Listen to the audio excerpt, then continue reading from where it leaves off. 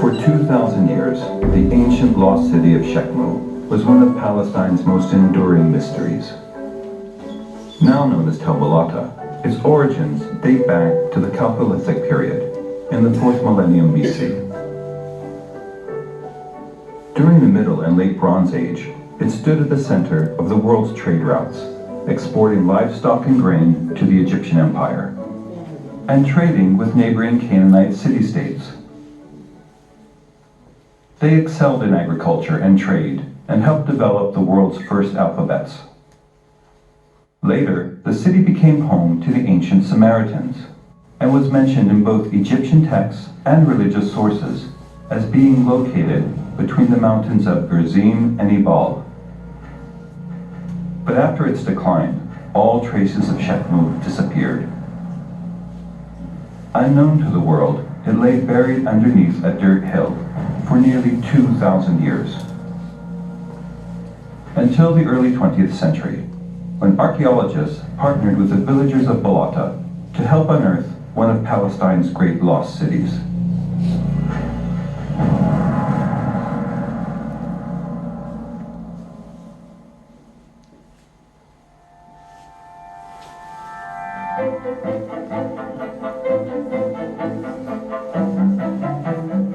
In 1903, German scholar Hermann Tersch used historic clues to search for the lost city of Shechem in the village at the base of Mounts Gerizim and Ebal.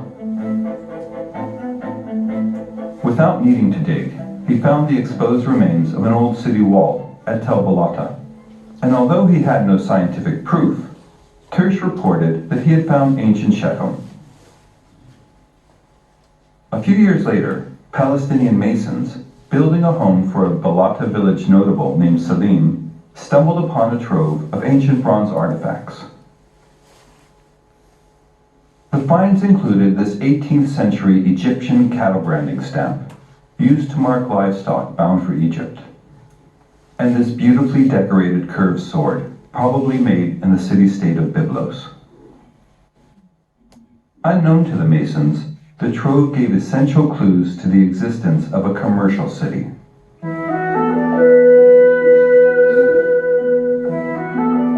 In 1913, another German scholar, Ernst Selling, began a 2-season dig. He and his team unearthed the western part of the city wall, seen by Tersch, and discovered remains of the city's western gate. Archaeological findings suggest the gate may have looked like this.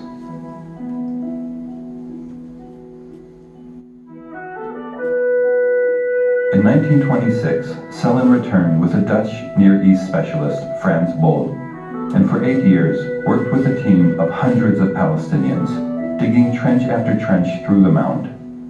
Men and women carefully exposed layer upon layer of Tel Balata's lost history.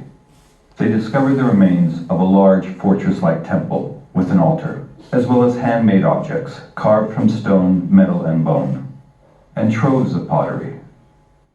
But most intriguing, 2 clay tablets written in Akkadian cuneiform script. It was a letter from a teacher addressed to the father of his student, protesting that he had not been paid his salary. The finds began to tell scientists more and more about life in ancient Shechem. They had traded with Egypt, educated their children, and gathered to worship ancient deities before a massive stone altar. The German-Dutch team also found this text, one of the first of its kind in the world. It marks the transition from earlier cuneiform or wedge-shaped texts and the use of a modern alphabet. This ancient text may have its 20th century echo in this 1931 photograph taken by Bol of children being tutored in Joseph's tomb.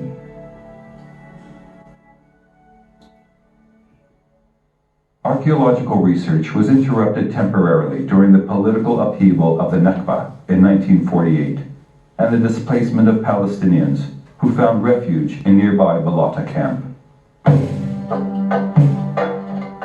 Work began again in 1956 when G. Ernest Wright began a 2-decade-long American expedition. They continued unearthing the Eastern Gate, as tentatively reconstructed by archaeological experts.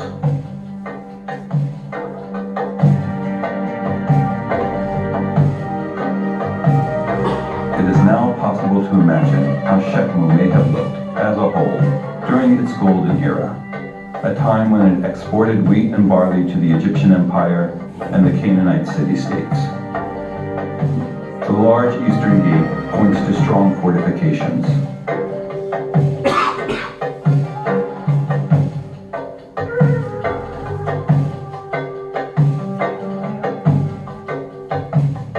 Inside the walls, extended families or clans lived in 2-story homes, which had courtyards for livestock.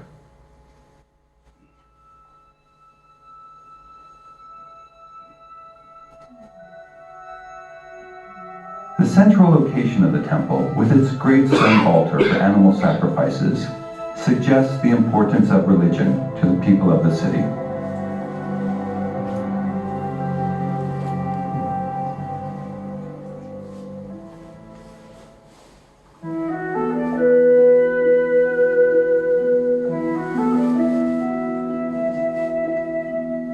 Archaeological finds at Tel Balata and faraway Egypt have helped us understand life in Shechem during the Middle Bronze Age, when large regional empires dominated local politics and trade.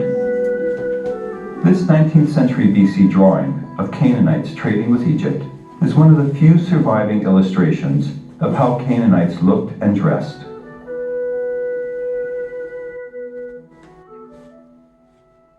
This figurine is an execration text found in Egypt.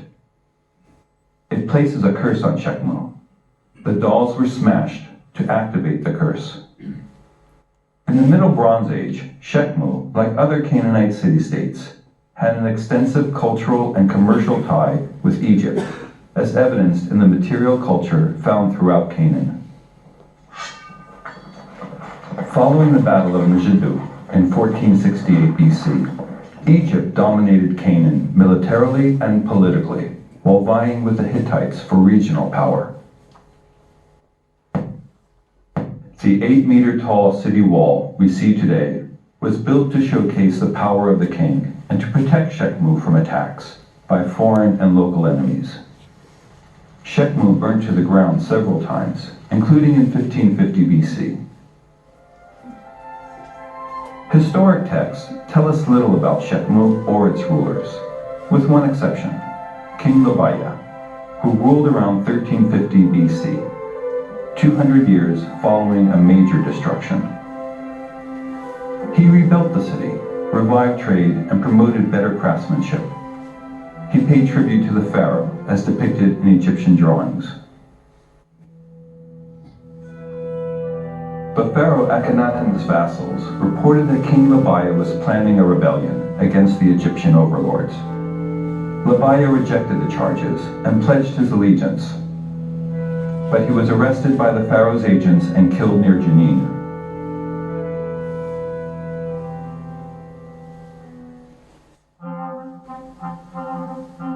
During the Iron Age, Shechem passed through Assyrian, Babylonian, and Persian control.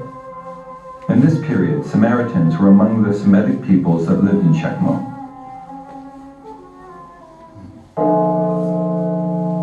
The remains of Samaritan stone houses were uncovered by the American expedition.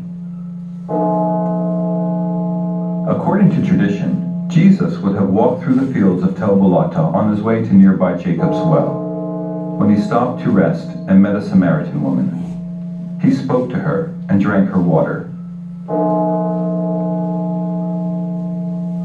A Byzantine church was built over Jacob's well to commemorate the meeting.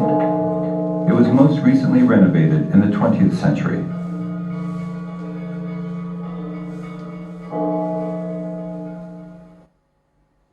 By 72 AD, the Romans founded a new city in the hills to the west.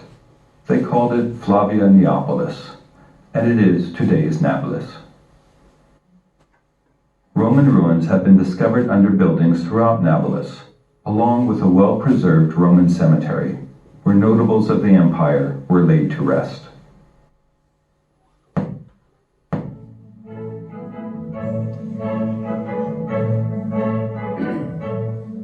cooperative effort teaming the Palestinian Department of Antiquities with the University of Leiden and UNESCO, with funding from the Kingdom of the Netherlands, is working to protect Tel Balata by establishing an archaeological park.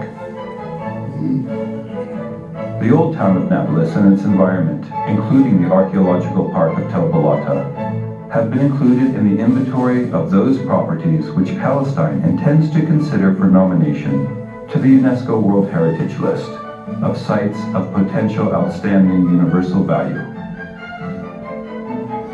A visitor center, museum, and scientific publications have spread knowledge of Tel Balata's rich past to the public, aided by new signs, pathways, and security measures.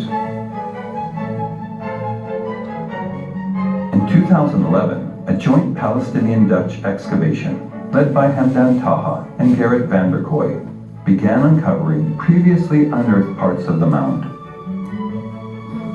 They also began social archaeology, recording oral histories of Balata villagers who worked on the excavations. The safeguarding of the archaeological site of Tel Balata is in line with UNESCO's mission to provide technical assistance to the Palestinian institutions and professionals that safeguard cultural heritage in both its tangible and intangible components, and in developing cultural and creative industries. Tel Balata is an important part of Palestine's history and heritage, and with the help of modern archaeology, the lost story of its past continues to unfold.